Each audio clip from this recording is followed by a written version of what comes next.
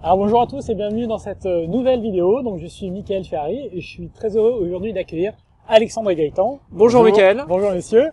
Donc j'ai souhaité vous interviewer parce que vous investissez dans l'immobilier et que vous investissez dans une forme d'immobilier, on va dire, un peu particulière. Est-ce que vous pouvez nous en dire plus ? Eh bien, parfaitement.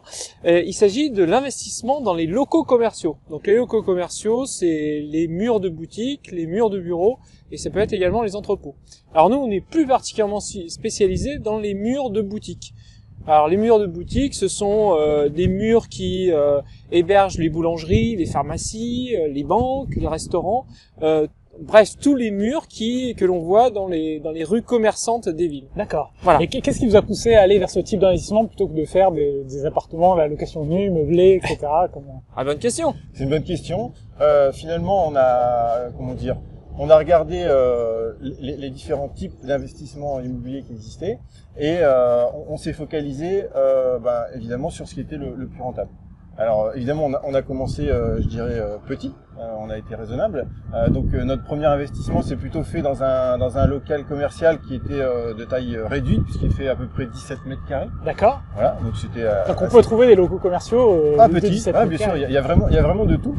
Donc là pour le coup pour l'exemple, c'était un bureau pour un promoteur immobilier donc qui finalement faisait la promotion d'un grand programme immobilier et qui avait besoin d'un bureau de vente, tout simplement. Donc là, on a, je dirais, un petit peu dérogé au classique, c'est-à-dire qu'on est parti sur un bail précaire, plutôt que de partir sur un bail assez classique dans tout ce qui est locaux commerciaux 369. Donc on est parti sur un bail précaire, mais qui était déjà occupé. D'accord. Donc on avait une certaine garantie. Voilà, et donc c'était du coup assez facile à financer. Et on est bien sûr financé à 110% comme d'habitude. D'accord.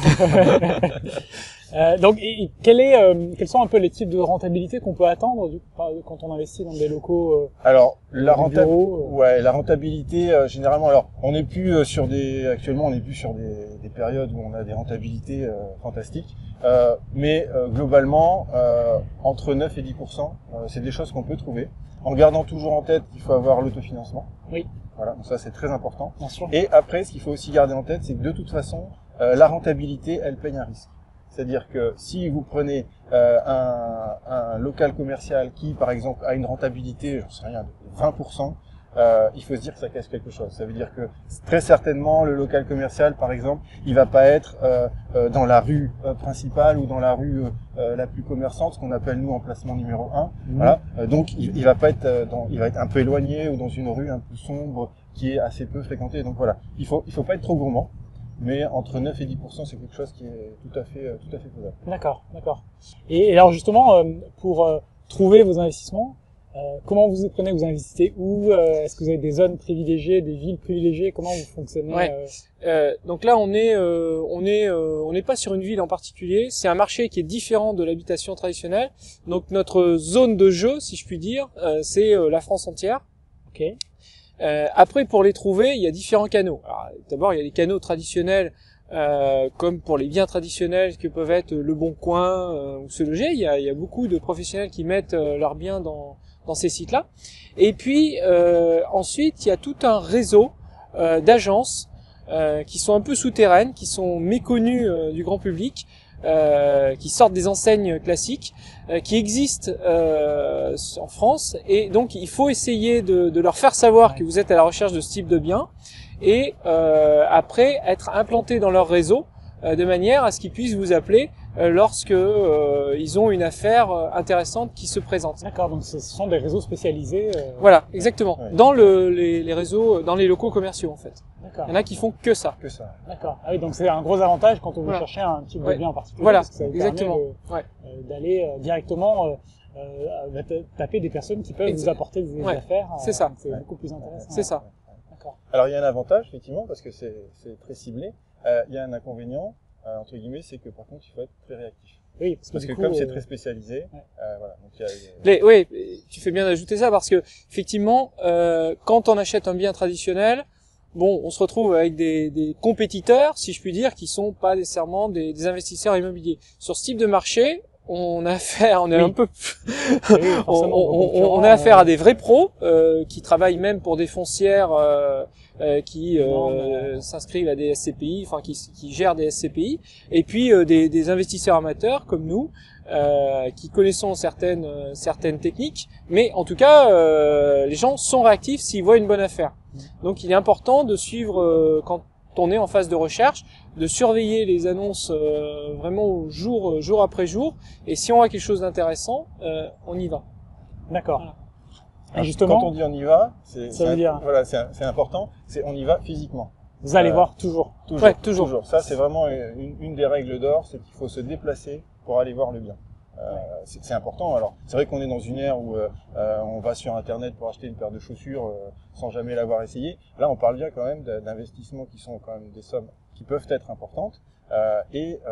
Quand on va sur le terrain, on ressent les choses, on voit les choses et on sent des choses que on ne peut pas lire sur un papier Oui. en soumant des chiffres, en disant voilà tous les critères sont bons, je peux y aller. Non, il faut toujours se déplacer sur le terrain. Ça, Vous c'est allez vraiment- voir si à côté les locaux sont occupés, si la rue est plutôt dynamique. Exactement. Si c'est le côté où les piétons passent. Exactement. Alors en fait, quand on voit une annonce, on essaie de savoir où le bien se trouve, et ce qu'on essaie de faire avant tout, c'est d'appliquer la règle des 3 E, l'emplacement, hein, comme on l'applique pour les biens traditionnels. Oui.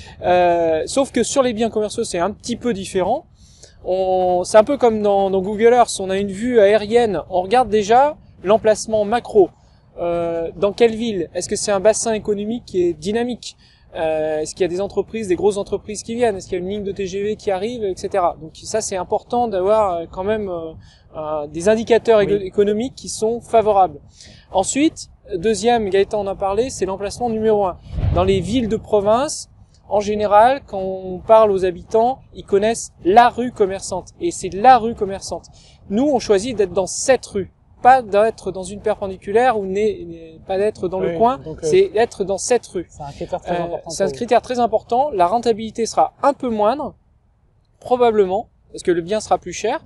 En revanche, quand vous aurez un départ de locataire ou quand vous voudrez revendre, ce sera une tranquillité d'esprit qu'on n'imagine même pas lorsqu'on aura besoin de le faire. Puis j'imagine aussi que même pour le locataire lui-même, pour son activité. Exactement. bien sûr, Il c'est faut bien qu'il y ait sûr. il faut qu'il y ait du passage. Le Oui. critère, c'est le passage. En général, ce que les professionnels demandent, et les professionnels exploitants, c'est demandent le passage, en fait, qu'il y a. Et puis le troisième E, après la rue, c'est l'environnement immédiat du commerce. S'il y a effectivement un squat ou un environnement qui n'est pas attrayant, bon, ça peut être un problème. Ouais. Il peut aussi y avoir des rues commerçantes qui ont un côté qui est plus ensoleillé qu'un autre. Ça peut également être un Oui. facteur. Oui. Voilà, donc c'est tous ces éléments-là qu'on essaie de prendre en compte. D'accord. Et après, on se déplace. Et oui, et donc vous devez voyager pas mal en France du coup. Voilà. Et quand vous investissez, du coup, vous faites ça en nom propre, vous avez créé une société civile immobilière. Comment vous faites ça aujourd'hui? Juste. En fait, effectivement, on le fait pas en nom propre. On a créé une société civile immobilière. Par Alors, type quand je dis- d'investissement. Voilà, par type d'investissement. Je veux dire, on a créé une. Effectivement, il faut être assez précautionneux sur ce sujet-là. C'est un peu comme toujours. Hein, il faut bien ranger sa chambre pour être sûr de retrouver Voilà. ses affaires comme il faut et pas avoir de soucis. Là, c'est exactement pareil.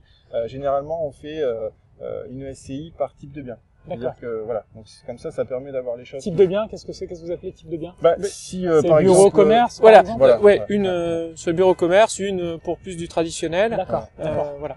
Ouais, pour qu'il n'y ait pas de mélange Ouais, d'activités. exactement. Ouais. Voilà, il n'y a pas de mélange d'activités et aussi au niveau de la revente, ça facilite aussi les choses. D'accord. D'accord. L'avantage pour nous d'être en SCI, c'est que c'est un peu une sorte de financement participatif réduit, hein, puisqu'on est on est deux. Mais ça permet aussi d'avoir des avis critiques sur ce que l'on peut voir. Donc d'essayer de faire en sorte de ne pas se tromper, et puis de partager les risques et puis partager le financement Oui. également. Oui, Voilà. oui. Oui, de toute façon, c'est un très bon support pour investir à plusieurs. Hein. Voilà, oui, c'est oui. ça. La SCI, c'est quand même l'idéal Ouais. de ce point de vue-là. Exactement. D'accord. Et quelles sont alors les grandes différences, parce que vous en avez donné quelques-unes, mais Oui. les grandes différences avec l'immobilier locatif, avec le fait d'acheter un appartement? Vous avez parlé de l'emplacement, vous avez parlé de plusieurs choses. Ouais. À quoi vous devez, comment ça se passe, notamment, je pense à une fois que c'est en exploitation. Oui. Oui. Il y a un point très important, même avant l'exploitation, c'est la notion du bail. Oui. Le bail commercial est fondamentalement différent d'un bail traditionnel. Il y a énormément de subtilités dans un bail commercial. Il y a des choses qui peuvent être écrites. Alors, déjà une précision, le bail est géré en 3-6-9, on dit. Donc ça signifie par période de 3 ans renouvelable jusqu'à 9 ans. Et l'exploitant vous doit ce loyer par tranche de 3 ans finalement.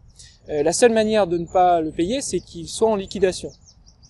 Et au-delà de ça, il y a des clauses qui peuvent intervenir sur, par exemple, le paiement des taxes. Il faut savoir que dans ce type de bien, en général, le propriétaire ne paie pas de taxes. La taxe foncière est à la charge du locataire. Les travaux également, c'est lui qui les paie. C'est assez confortable. En fait, nous, on n'aime pas être dérangé le dimanche matin par un problème de chaudière, par un locataire. Donc les toilettes à déboucher. Voilà, les toilettes à déboucher, ce genre de choses. Parce que finalement, la responsabilité du propriétaire est assez faible. Il est responsable au sens du code civil uniquement du clos et du couvert. Donc c'est-à-dire les murs et la toiture. Oui. Après, eh bien, c'est à la charge du locataire. Ça c'est une très très grande différence. C'est une très grande différence. Donc c'est assez confortable à ce niveau-là. En plus de la rentabilité qui est intéressante. Et puis des taxes que l'on paye moins. Après, c'est un marché plus restreint. Donc s'il y a un départ de locataire, il faut vraiment avoir bien ciblé l'emplacement. Donc c'est pour ça que nous on préfère dormir tranquille, ne pas prendre de risques et viser l'emplacement numéro 1. Oui, parce que le temps de relocation peut être plus long. La vacance locative peut être probablement plus loin, hein, plus longue. Hein. Il suffit de regarder aux alentours du quartier de la Défense en région parisienne. On voit qu'il y a beaucoup alors c'est pas des murs de commerce, mais en tout cas il y a beaucoup d'affiches sur les tours de murs de bureaux. Ah oui. Il faut s'imaginer l'assise financière qu'il faut avoir pour pouvoir supporter le coût de ces biens sans qu'ils soient loués. Donc là, évidemment, on est dans le domaine des foncières qui gèrent ce type de biens. Pour un particulier, et la vacance locative peut être aussi plus importante parce que contrairement à la location traditionnelle, le locataire part, un nouveau arrive. Bon, généralement, il a loué une camionnette au loueur du coin, il ramène ses meubles et puis voilà, c'est terminé en un week-end. Généralement, c'est terminé. Là, sur des biens commerciaux, généralement, en fonction de l'activité, il y a quand même une somme de travail, somme de travaux qui peuvent être conséquents à réaliser et qu'il faut financer pour le locataire. Oui. C'est-à-dire que si on reprend un local commercial, pour exemple c'est bidon, mais dans lequel il y avait un coiffeur, et puis on veut mettre dedans une pizzeria, évidemment il y a une adaptation du local commercial qui est à faire par le locataire et donc il doit le financer. Donc ça se fait pas effectivement en un week-end. C'est du temps pour un financement pour réaliser les travaux. Et justement, en termes de type d'activité, quand c'est un commerce, est-ce que vous avez des commerces auxquels vous préférez louer et d'autres commerces? C'est souvent la question que je vous poser. Ouais, tout à fait. On a nos préférés, ceux qu'on essaie d'éviter. En fait, c'est pas nécessairement évident d'être aussi tranché que ça. Ce qui est important, c'est notamment quand on se déplace physiquement, on essaie d'y aller un jour de semaine, qui n'est pas le lundi, parce qu'en général les commerces sont fermés, on va un jour de semaine. Et puis on regarde les alentours, on voit s'il y a du passage, puis on entre dans la boutique et on se fait une idée déjà si on a quelqu'un qui est pas nécessairement commerçant dans son approche, ça va pas être un indicateur qu'on va mettre au vert. D'accord. Donc quelle que soit l'activité. Vous allez un peu jauger, voir comment vous êtes accueilli. Est-ce qu'on a envie d'acheter ce qui nous vend? D'accord. Voilà. Après, sur le type d'activité en lui-même, il y a des activités qui sont un petit peu plus difficiles en ce moment, comme le prêt-à-porter, par exemple. Alors après, tout dépend. Si c'est une franchise, ça peut être plus intéressant, mais si c'est pas un indépendant, ça risque d'être assez difficile. Il y a aussi les coiffeurs. Il y a aussi pas mal de coiffeurs. Je sais pas pourquoi, les cheveux doivent pousser un peu plus que dans d'autres pays, mais en France, il y a beaucoup de coiffeurs. Et alors, si c'est une franchise, les opticiens aussi. Voilà, les opticiens, exactement, ou les agences immobilières. Oui. Donc ça, c'est des choses qui sont très nombreuses, mais à la rigueur, ce sont des statistiques générales, mais si dans la rue dans laquelle on est, il y en a pas, oui, c'est peut-être pertinent d'en mettre une. Donc, à la rigueur, allons-y. Alors après, on passe à une deuxième étape, qui est l'analyse du bilan de l'exploitant. Après, vous allez analyser le bilan de l'exploitant. On va regarder effectivement si on est quand même dans le rouge ou pas, de manière à faire en sorte que l'exploitant ne nous lâche pas au bout de 6 mois. Ah d'accord, ok. Donc vous allez quand Donc même c'est- jusque-là. Oui, Parce que ça c'est dans l'hypothèse où vous l'achetez, il est déjà occupé. Hein. Voilà, Oui, exactement. oui, oui. Oui. Alors ça aussi, c'est un point positif, mais comme dans une location traditionnelle, c'est toujours plus intéressant d'acheter un bien qui est déjà loué. Ouais. D'accord. Voilà. Donc ça, c'est les points sur lesquels on est assez vigilant. Oui, oui, j'imagine. Et du coup, quelles sont on va dire les surprises que vous avez eues, les trucs auxquels vous ne vous attendiez pas lorsque vous êtes lancé dans ce type d'investissement? Parce que c'est toujours intéressant d'avoir des anecdotes ou des... Alors, On en a plusieurs, hein, des Ah oui, c'est- ça, j'imagine. Bah, tout à l'heure, on a parlé du fait de se déplacer à chaque fois. Bon, bah ça, au début, c'est assez classique. C'est que on avait checké au départ, on avait tous les voyants qui étaient ouverts, et donc, bah voilà, on se prend notre journée de déplacement. Et puis, quand on arrive sur place, bah voilà, on découvre finalement quelque chose qui est pas du tout aussi vert que prévu, voire même plutôt rouge ou noir, parce que bah en fait le bien qui paraissait très bien avec une très bonne rentabilité, bah on comprend rapidement pourquoi, parce qu'en fait bah c'est pas un emplacement numéro 1.